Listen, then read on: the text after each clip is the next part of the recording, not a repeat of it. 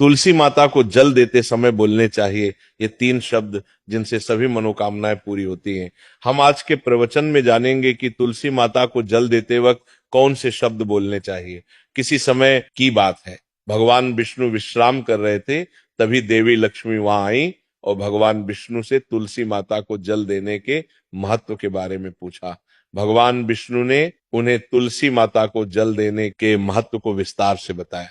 तब देवी लक्ष्मी ने कहा, हे स्वामी, आपने मुझे तुलसी माता के महत्व के बारे में बताया, लेकिन अब मैं ये जानना चाहती हूँ कि तुलसी माता को जल कैसे देना चाहिए, उनकी सेवा की सबसे श्रेष्ठ विधि क्या है, और जल देते समय कौन सा मंत्र बोलना चाहिए। भगवान विष्णु ने उत्तर दिया, प्रिया देवी, जैसा कि मैंने तुम्हें तुलसी माता के महत्व के बारे में बताया, उसी प्रकार तुलसी माता को जल देते समय बोला जाने वाला मंत्र भी बहुत महत्वपूर्ण है। ये मंत्र 3 शब्दों का है, लेकिन इसका प्रभाव अत्यंत शुभ और कल्याणकारी है। जो भी रोज तुलसी माता को जल देते समय इन 3 शब्दों का उच्चारण करेगा, उसके घर में मां लक्ष्मी का वास होगा, उसकी दरिद्रता समाप्त हो जाएगी और उसे अपार धन धान्य की प्राप्ति होगी।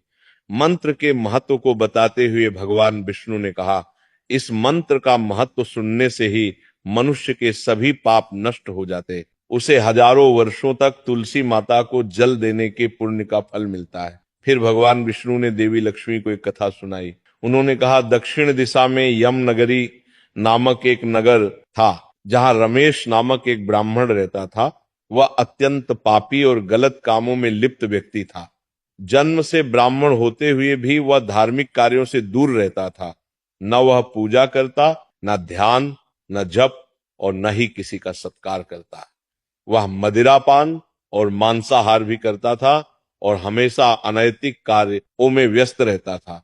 और वह ब्राह्मण दिन में खेत में काम करके पत्ते बेचकर अपनी जीविका चलाता था और रात में वेश्याओं के पास जाता था।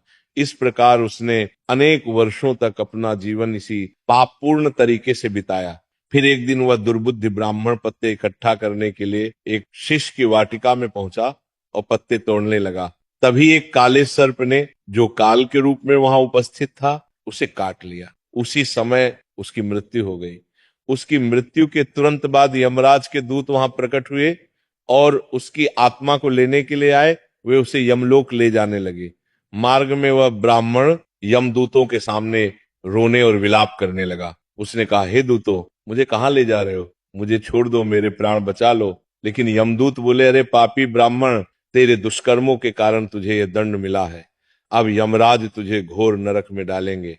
यमलोक पहुंचने पर चित्रगुप्त ने उस ब्राह्मण का पूरा लेखा जोखा प्रस्तुत किया। उन्होंने कहा, हे धर्मराज, इस ब्राह्मण ने अपने पूरे जीवन में केवल पाप किए हैं, इसने कभी कोई पुण्य कार्य नहीं किया।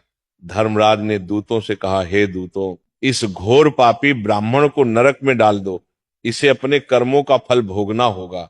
यमदूत उसे ब्राह्मण को नरक में ले गए और उसे भयंकर अग्नि में धकेल दिया। वह कई वर्षों तक नरक की यातनाएं सहता रहा। इसके बाद उसे अगले जन्म में बैल के रूप में जन्म मिला। बैल का शरीर पाकर उसने भारी बोझ उठाने का कार्य किया। उसका मालिक उससे दिन रात काम करवाता था। जब उसकी शक्ति समाप्त होने लगी तो मालिक ने उसे एक लंगड़े आदमी को बेच दिया। वह लंगड़ा आदमी उस बैल का उपयोग अपने बोझ उठाने के लिए करता था। बैल ने 8 वर्षों तक उसकी सेवा की। फिर एक दिन वह बैल लंगड़े आदमी को लेकर एक ऊंचे पर्वत पर चढ़ा। अधिक परिश्रम और थकान के कारण वह बैल मूर्छित तो होकर गिर पड़ा और अंतिम सांसें लेने लगा। वहां खड़े लोगों को उस बैल पर दया आ गई। उन्होंने उसके मुख में पानी डालने का प्रयास किया। उसी वे में एक पुण्यात्मा व्यक्ति भी था। उसने अपने पुण्य का थोड़ा भाग उस बैल को दे दिया। इसे देखकर अन्य लोगों ने भी अपने अपने पुण्य उसे देना शुरू कर दिया। उसी वे में एक वेश्या भी खड़ी थी। सभी अपना पुण्य उस बैल को देकर उसका उद्धार करने का प्रयास कर रहे थे। ये देखकर उस वेश्या ने भी अपना पुण्य उस बैल को दे दिया। कुछ देर बाद उस बैल की मृत्यु हो गई। फिर उस स्थान पर यमदूत आए और उस बैल के शरीर से उस ब्राह्मण की आत्मा को निकालकर यमलोक ले गए। यमलोक पहुंचने पर उसे यमदेव के सामने प्रस्तुत किया गया। चित्रगुप्त ने जब उसका लेखा जोखा देखा तो वे चकित रह गए। वेश्या के द्वारा दिए गए पुण्य के कारण उसके सभी जन्मों के पाप नष्ट हो चुके थे। यमदेव ने कहा, हे ब्राह्मण, उस वेश्या ने तुझे अपना पुण्य देकर तुझ पर बड़ा उपकार किया है, उसी के पुण्य के प्रभाव से तुम्हारे सभी पाप नष्ट हो गए हैं, इसलिए अब तुम्हें फिर से मनुष्य जन्म प्राप्त होगा। इस प्रकार वह ब्राह्मण पृथ्वी पर एक उत्तम ब्राह्मण कुल में जन्म लेता है। उस महापुण्य के प्रभाव से उसे अपने पूर्व जन्म की सारी बातें याद आने लगती हैं। जब वह बड़ा होता है तो उसे ध्यान आता है कि पिछले जन्म में जब वह बैल था तब एक वेश्या ने उसे अपना पुण्य दिया था। उसके मन में उस वेश्या के बारे में जानने की उत्सुकता जागती है। वह वेश्या का पता लगाकर उसके नगर में पहुंचता है। वहां वह वेश्या जो अब बूढ़ी हो चुकी थी उसे मिल जाती है। वह ब्राह्मण उसके सामने जाकर बार बार प्रणाम करता है और धन्यवाद देने लगता है। वेश्या उससे पूछती है, हे ब्राह्मण श्रेष्ठ, आप कौन हैं और किस कारण मुझे धन्यवाद दे रहे हैं? मैंने आपका कौन सा कार्य किया है जिसके लिए आप मुझे नमस्कार कर रहे हैं? तब ब्राह्मण कहता है, हे मां, मैं वही बैल हूं जिसे तुमने अपना पुण्य देकर जीवन दान दिया था। अपने पाप कर्मों के कारण मुझे पिछले जन्म में बैल बनना पड़ा। उस पर्वत पर जब मैं अंतिम सांसें ले रहा था तब तुमने अपना पुण्य मुझे दे दिया था। उसी पुण्य के प्रभाव से ही आज मुझे फिर से मनुष्य जन्म मिला है और अपने पूर्व जन्म की सारी बातें याद है। किंतु हे माँ, मैं यहाँ ये जानने आया हूं कि तुमने मुझे कौन सा पुण्य दिया था जिससे मेरे सभी पाप नष्ट हो गए। मैं उस पुण्य के बारे में जानना चाहता हूँ। तब वेश्या ने कहा, हे ब्राह्मण श्रेष्ठ, मैंने तो अपने जीवन में कोई पुण्य का कार्य नहीं किया है, पर मेरे घर में एक तोता है जो पिंजरे में रहकर हमेशा कुछ बोलता रहता है, जिसे सुनकर मेरा अंतःकरण पवित्र हो गया। वही मंत्र मैंने आपको पुण्य स्वरूप दान किया। फिर वह वैश्य और ब्राह्मण उस तोते के पास गए और उससे पूछने लगे, हे शुक, तुम कौन सा मंत्र बोलते हो जिससे हमारे जीवन का उद्धार हुआ? ये मंत्र तुम्हें किसने सिखाया और इसका क्या अर्थ है? तब उस तोते ने अपने पूर्व जन्म का वृतांत सुनाना शुरू किया। वह बोला, हे ब्राह्मण श्रेष्ठ, पिछले जन्म में मैं एक ब्राह्मण था। मुझे अपने ज्ञान का बहुत घमंड था। मैंने कभी गुरुजनों का सम्मान नहीं किया बल्कि उनका बार बार अपमान किया। अपने अहंकार के कारण मेरा स्वभाव क्रोधी और द्वेषपूर्ण हो गया। मैं सभी को तुच्छ समझने लगा और विद्वानों का भी अपमान करता था। कालांतर में मेरी मृत्यु हो गई और मुझे यमलोक ले जाया गया। पूज्य व्यक्तियों और गुरुजनों का अपमान करने के कारण मुझे तोते के कुल में जन्म लेना पड़ा। तोते के रूप में जन्म लेने के बाद छोटी अवस्था में ही मेरे माता पिता का साथ छूट गया। मैं अकेला पेड़ की डाल पर बैठकर रो रहा था। तभी कुछ मुनि उस मार्ग से जा रहे थे। उन्होंने मेरी दयनीय स्थिति देखी और मुझे अपने आश्रम ले आए। आश्रम में उन मुनियों ने मुझे एक सुंदर पिंजरे में रखा और मेरी देखभाल की। वे मुझे प्रतिदिन भोजन कराते और मुझसे स्नेह करते थे। उस आश्रम में वे, उनकी पत्नियां और बच्चे प्रतिदिन तुलसी के पौधे को जल अर्पित करते और एक मंत्र का जाप करते थे। उनके मुख से बार बार मंत्र सुनकर मैंने उसे याद कर लिया। तब से मैं उसी मंत्र का जप करता हूं। इस मंत्र के प्रभाव से मेरे जीवन में सकारात्मक बदलाव आने लगे। मुझे अपने कर्मों का पश्चाताप हुआ और मेरी मृत्यु भी टल गई। मेरी आयु 100 वर्ष हो गई और इतने वर्षों तक मैं जीवित रहा। एक दिन रात के समय एक चोर उस आश्रम में आया और मुझे वहां से चुरा लिया। बाद में इस वेश्या ने उस चोर से मुझे खरीद लिया। वेश्या के घर आने के बाद भी मैं वही मंत्र बोलता रहा। इस मंत्र को सुनकर इस वेश्या का अंतःकरण पवित्र हो गया। उसने अपना पुराना जीवन छोड़कर भगवान विष्णु की भक्ति करनी शुरू कर दी।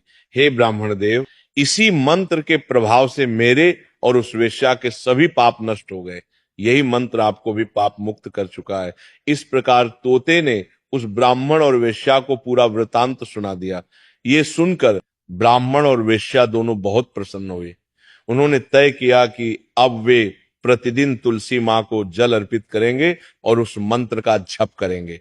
कुछ समय बाद उस ब्राह्मण, वैश्या और तोते ने मंत्र के प्रभाव से दिव्य विमान में बैठकर विष्णु लोक की यात्रा की।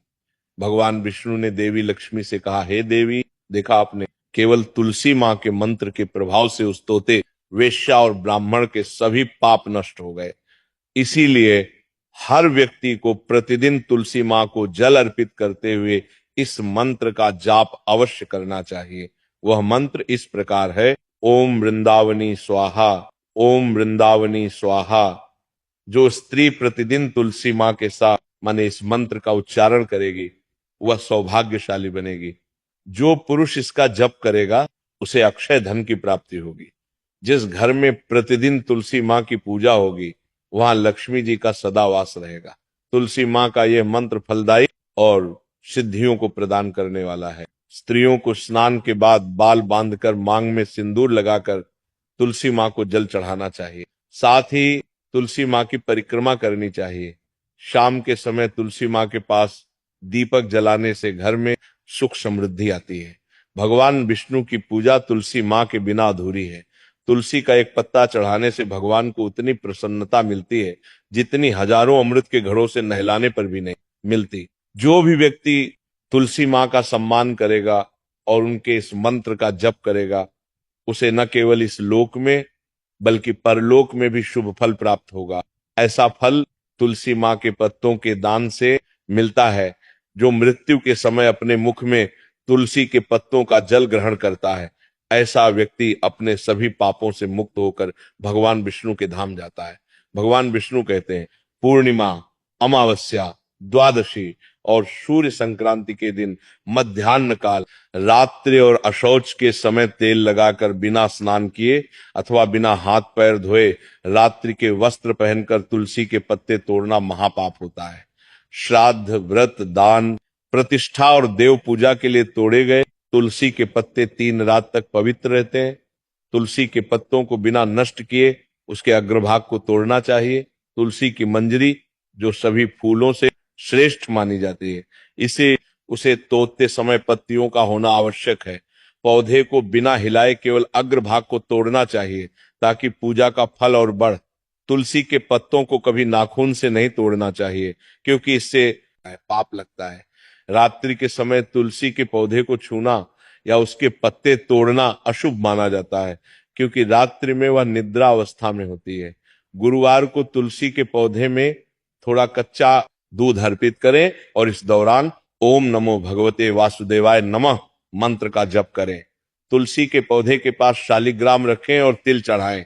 शालिग्राम पर तुलसी के पत्ते रखकर चंदन का तिलक करें। अगर कोई महिला मासिक धर्म में है तो तुलसी की पूजा से बचें क्योंकि इस समय तुलसी को छूना पाप होता है जिससे महिला की दुर्गति हो सकती है। इस प्रकार भगवान विष्णु ने देवी लक्ष्मी को तुलसी के